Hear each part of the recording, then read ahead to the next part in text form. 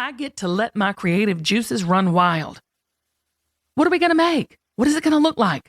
Let's try it this way. Let's try another color. Imagine how fun it is to start designing your life. Be creative. Life is supposed to be fun, and it's going to be. You're not broken. You don't need fixing. But that's a hard pill for some of us to swallow. I want to arm you with ways to protect your heart, mind, and calling, because there are those who want to see you defeated. I want this book to empower you, to help you understand the way you think about yourself, how you see yourself, and the way you talk to yourself. I want you to truly believe in your own beauty. Girl, you are fearfully and wonderfully made. There is no one else like you.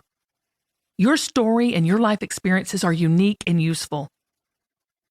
You don't have to clean up your act or change a lick to move into the wide open, spacious life you long for deep within.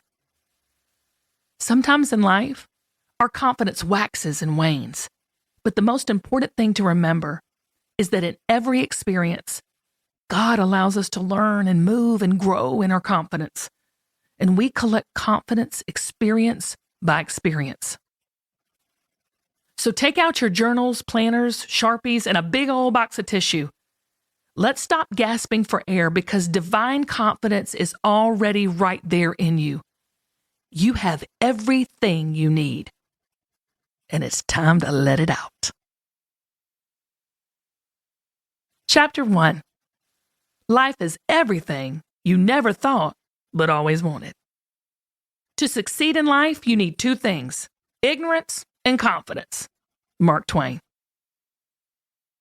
It was a rainy Saturday night in Columbus, Georgia, and the auditorium was filled with more than 3,000 people waiting to see their high-heeled, hairsprayed daughters, sisters, and friends compete in the Miss Georgia pageant. It had been an incredibly long week, full of rehearsals, press interviews, and workouts. We'd competed in every category: on-stage questions, swimsuit, evening gown, talent, and the grueling 5-minute interview. When 5 judges ask you everything from, what is your major in college? Mine was theology. To, what are your thoughts on climate change?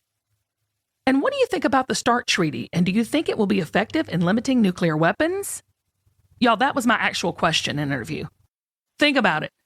I was 19 years old, and with my razzle-dazzle personality, I acted much more confident than my immature mentality could back up. I certainly was not ready to pontificate about the START Treaty and how it would be effective at limiting nuclear weapons. It was the final night when the competition of 70 women was narrowed down to 10, and in about 10 minutes, there would be just one winner. The new Miss Georgia, 1991.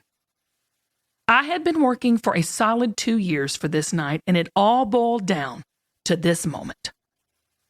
I had so much confidence at 19, y'all. I was full of hope and passion for what I wanted. The dream was literally within my reach, and my preparation and path had led me to this moment. I looked at that crown, the thing I wanted and believed I could have, but it was so much deeper. I had a clear reason for being there. It was my determined faith and belief that I could win that got me there. It was a time when I was created for a life of success, excitement, achievement, and even beauty.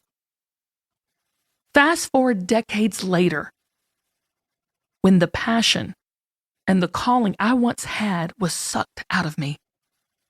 Life happened, a lot of life, and the belief in myself had dimmed.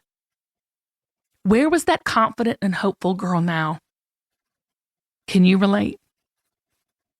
Has there been a time in your life when you felt super excited to wake up every day? You hit the ground running with direction, excitement, and when you looked in the mirror, you liked what was staring back at you? Then the rug was yanked out from beneath you, and you found yourself in a heap on the floor wondering, where did I go wrong?